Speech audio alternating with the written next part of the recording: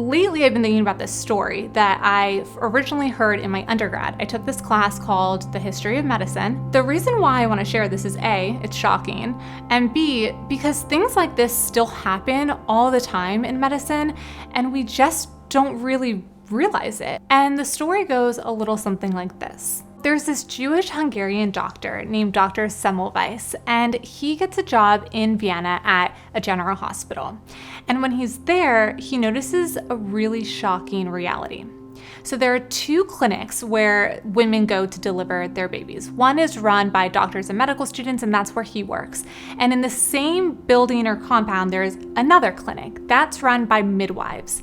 And he realizes that the clinic where he works with his medical students has a 25 to 30% mortality rate for the women that give birth. He's shocked, not only because that number is so high, but because compared to that sister clinic, the one run by midwives, it's 5 times higher than their mortality rate. So he starts doing a little bit of scientific digging and investigating. This is the time, in the 1840s, where science is starting to really grow into a foundation. The general consensus from all the colleagues is there's something in the air that's killing these women. He immediately dismisses it because he's like, the midwife clinic is on the property, so if something's in our air, it's gonna be in their air too. What are the differences? And he finds out that there really are none, except for the fact that the med students and the doctors have other tasks. They perform autopsies and the midwives don't. He starts to realize perhaps maybe when we do these autopsies, there is something on our hands. And I believe he called it corpse particles. So he believes that there's corpse particles on their hands.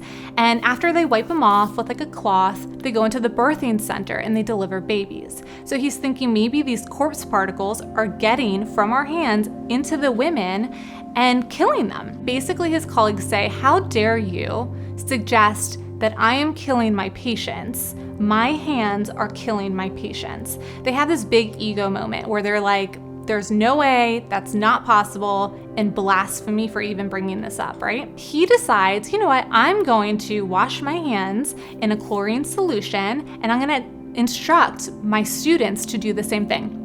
He didn't use chlorine because it was a disinfectant, because germ theory wasn't really developed then. He used chlorine because he noticed that chlorine was the only thing to get the smell of the corpse off their hands. So he did that, he implemented this with his students, and he noticed that the mortality rate dropped drastically, like it plummeted.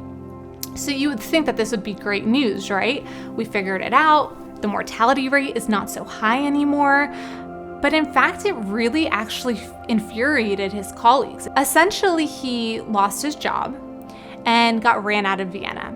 The medical community turned against him. He goes back to Budapest, where he is originally from, and he can only get a job at a community clinic where he works for free. And so he implements the same protocol. We're gonna do the chlorine wash here. It's so successful that the mortality rate drops to less than 1%. I think it's like 0.87%. How insane is that, right? He kind of goes off his rocker a little bit in the sense that he is so ostracized, and I'm sure you know what this is like, to know something in your core to the point that it's saving lives, but let alone regardless, to know something in your core and someone or a whole community shames you for it and tells you that you're crazy and that there was actually a magazine article that was published that said, enough with this chlorine wash nonsense, let's get back to medicine. So imagine if this is you, right? He starts getting more irate and more angsty. Ultimately, he ends up getting committed to a mental hospital, an insane asylum. And he is very severely beaten by the guards. And within 14 days after being admitted to the insane asylum, he passes. Not until, get this, you ready for how crazy this is? Not until 1980 is there an implementation in America for a systemic hand washing guideline that gets put into our hospital system and our medical system as a whole. If we allow ego to control medicine, then medicine will halt in its acceleration and advancement in the industry.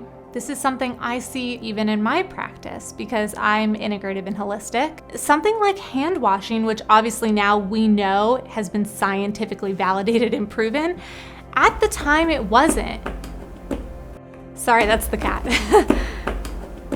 So going back to that story about hand washing, he got the stats down to less than 1%.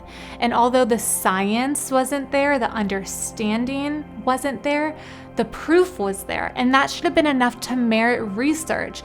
We don't know everything. If you don't understand something, that doesn't make it crazy. We have an obligation, a moral obligation to look at these things, put our egos aside and say, I don't understand it. It's not in my realm of knowledge. It's not something I ever was taught. And it's not scientifically validated, but there is something here worth looking into. And if we can't do that, we are doing a grave injustice to our patients and to the medical community as a whole.